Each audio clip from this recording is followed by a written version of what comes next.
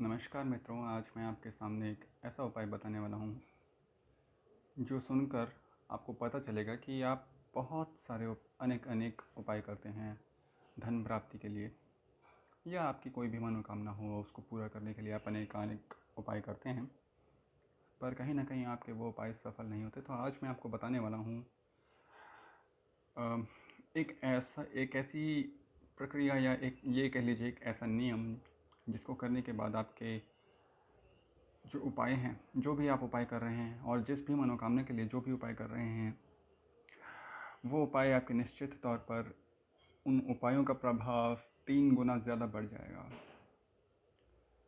तो जो आप उपाय कर रहे हैं उन उपायों का प्रभाव 3 गुना ज़्यादा बढ़ जाएगा।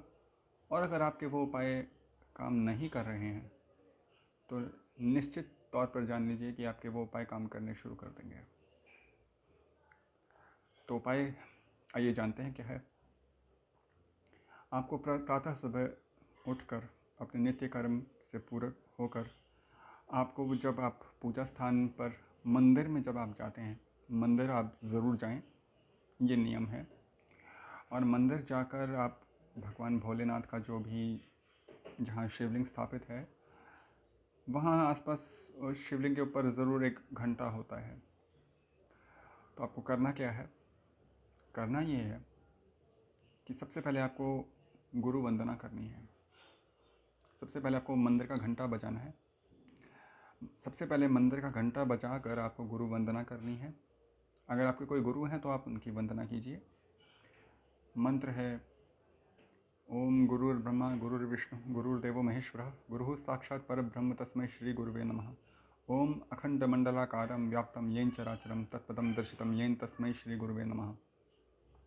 इस मंत्र का आप जाप कीजिए एक बार। गुरु जी का ध्यान, अपने गुरु का, इष्ट का, गुरु का ध्यान कीजिए। उसके बाद आप श्री गणेश वंदना कीजिए। ओम गजाननं भूतगणादिसेवितं कपितजम्बूफलचारुभक्षणं उमासुतं शोक विनाशकारकं नमामि विघ्नेश्वर पादपंकजम।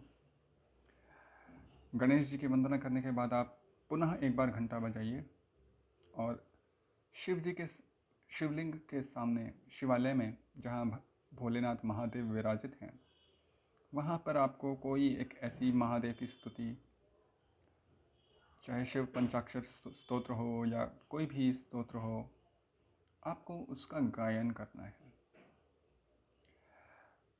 देखिए, संगीत में बड़ी शक्ति है और भगवान महादेव जिनसे संगीत की उत्पत्ति हुई है उनको संगीत अति प्रिय है। तो जो आप स्तुति है उसका कोई एक आप उसको गाइए।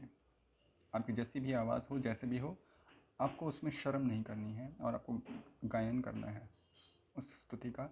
और उस गायन में जितना ज़्यादा आप भाव समर्पित होंगे, आपकी मनोकामना या आपके आपके भाव सीधा ईश्वर से कनेक्ट होंगे और आपके चांसेस जो हैं उतने ज़्यादा बढ़ जाएंगे कि आपकी मनोकामना सुनी जाए भगवान महादेव द्वारा।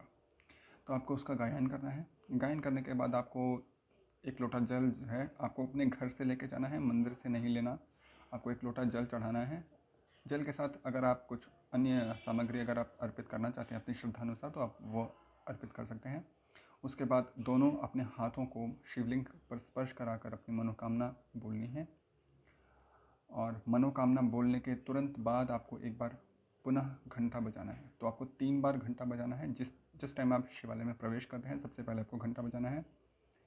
उसके बाद महादेव की स्तुति या आप जो गायन करेंगे उससे पहले आपको करना है। और अपनी मनोकामना को कहने के पश्चात आपको घंटा बजाना है। अब ये घंटा बजाने के, ये जो 3 बार मैंने आपको बोला है घंटा बजाने के लिए, इसके पीछे एक वैज्ञानिक कारण मैं आपको बताता हूँ।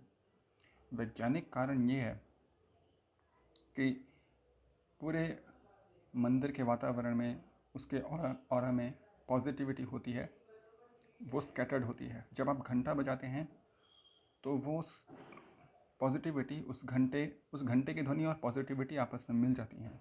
और उस समय जब आप अपनी प्रार्थना कहते हैं तो भगवान के कानों तक स्पष्ट जाती है दोनों चीज़ें, आपकी कही हुई प्रार्थना भी और घंटे की ध्वनि भी। तो घंटा बजाकर आप जब प्रार्थना बोलेंगे तो वो सीधा ईश्वर के कानों तक जाएगी। यहाँ पर एक चीज़ मैं ज़रूर बहुत क्लियर कर देना चाहता हूँ अभी भी, कि प्रार्थना को कहना और प्रार्थना को सुनना ये एक अलग चीज़ है, और प्रार्थना को मानना या न मानना, यानी कि स्वीकार करना, आपने जो प्रार्थना की उसको स्वीकार करना या अस्वीकार करना, जो कि ऑब्वियसली भगवान महादेव के हाथ में है, भगवान भोलेनाथ के हाथ में है। ये दोनों अलग चीज़ें हैं। और मैं आपको अगले वीडियो में ये भी बताऊंगा कि इसका कारण क्या है। क्या आप इसके कारण हैं कि आपकी प्रार्थना सुनने के बाद भी अस्वीकृत हो गई?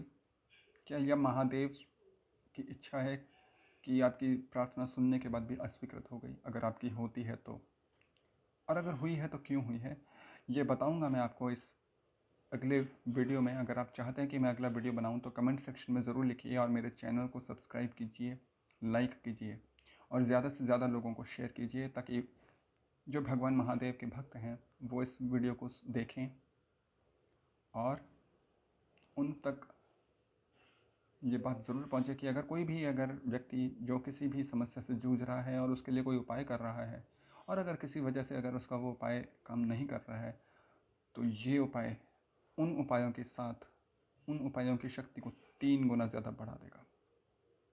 नमस्कार।